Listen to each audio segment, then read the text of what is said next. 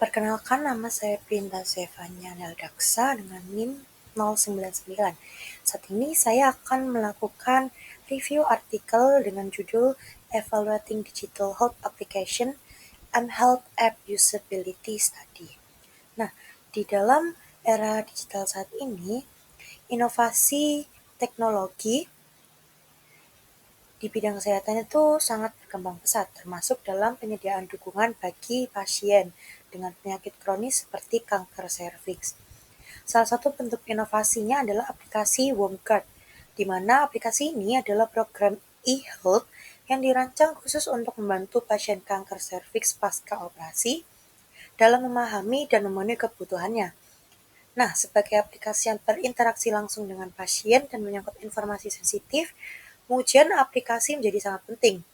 Tujuan pengujian ini bukan hanya untuk memastikan aplikasi berfungsi secara teknis, tapi juga untuk mengevaluasi bagaimana pengguna merespon, seberapa besar manfaat yang dirasakan, serta apakah instrumen pengukurannya valid serta reliable. Oleh sebab itu, presentasi saya kali ini akan membahas secara sistematis proses testing yang dilakukan terhadap aplikasi WormGuard, baik dari sisi teknis maupun dari sisi pengalaman pengguna.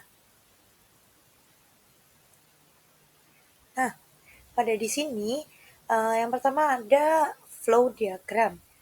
Di flow diagram ini terdapat 5 fase dalam pengembangan aplikasi WormGuard, dimulai dari meninjau 16 aplikasi serupa atau aplikasi yang mirip dengan aplikasi WormGuard ini, lalu menyusun dan menyempurnakan draft berdasarkan kebutuhan 111 pasien kanker serviks dan konsultasi dengan 10 ahli. Setelah draft final telah siap, aplikasi diuji di 5 merek Android. Nah, uji coba ini dilakukan secara quasi-eksperimental, melibatkan 14 pasien yang dibagi dalam 2 kelompok, serta 3 tenaga kesehatan untuk memberikan masukan tambahan proses bertahap. Nah, hal ini tuh penting untuk memastikan apakah aplikasi itu relevan, fungsional, serta akan sesuai dengan kebutuhan pasien itu sendiri. Nah, selanjutnya di dalam pengujian ini ada 2 jenis testing yang dilakukan. Bentuk yang pertama yaitu pengujian kompatibilitas. Nah, di pengujian ini itu menggunakan berbagai merek ponsel Android, sehingga pengujian dapat dirasakan bagaimana apabila dengan perbedaan perangkat itu dapat berjalan sesuai dengan yang diinginkan atau tidak. Lalu yang kedua adalah uji coba terbatas. Nah, secara kuasi eksperimental sendiri, pengujian ini digunakan untuk menilai pengalaman pengguna dan fungsionalitas dasar.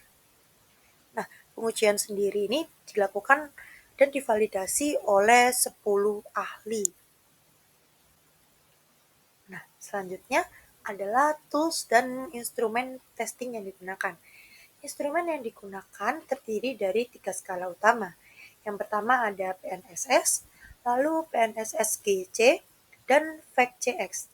Selain itu, interaksi pengguna juga dicatat melalui sistem log, serta feedback yang dikumpulkan secara langsung setelah penggunaan aplikasi ini.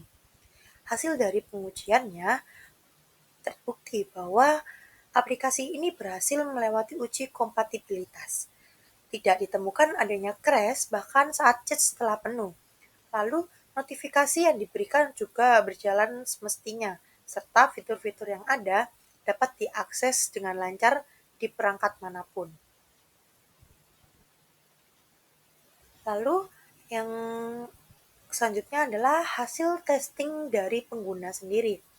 Nah, dari pengguna sendiri menghasilkan bahwa laporan yang ada, aplikasi ini tuh membantu memahami kebutuhan pasca operasi dari pasien kanker serviks. Para pasien juga memberikan saran untuk adanya penambahan fitur sosial dan peningkatan kecepatan respon dari aplikasi ini. Jadi meskipun fitur-fitur dapat diakses dengan lancar dan notifikasi berjalan semestinya, namun kecepatan respon dari aplikasi ini ternyata masih kurang cukup untuk memenuhi kebutuhan dari pengguna. Lalu, selanjutnya adalah validitas dan reliabilitasnya sendiri. Instrumen yang digunakan di sini telah teruji sangat reliable dengan Cronsputz Alpha lebih dari 0,9 yang menunjukkan bahwa skala tersebut sangat konsisten dalam mengukur kebutuhan pasien serta kualitas hidup.